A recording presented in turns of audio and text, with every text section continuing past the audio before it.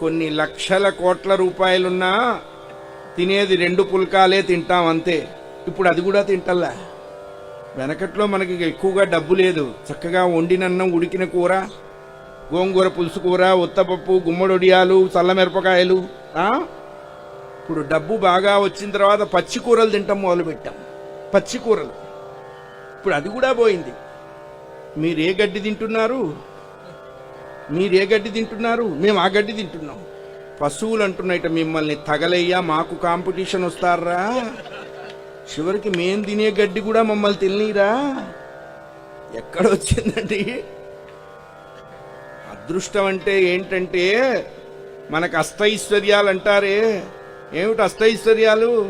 హెచ్ఎస్బిసిలో 2 కోట్లు, హెచ్డిఎఫ్సిలో 3 కోట్లు కాదు. తలుపు తీయగానే నవ్వుతూ ఎదురొచ్చే భార్య ఉండటం అష్టైశ్వర్యం. మాట వినే కొడుకులు ఉండటం ఐశ్వర్యం. రోగం లేని శరీరం ఉండటం ఐశ్వర్యం.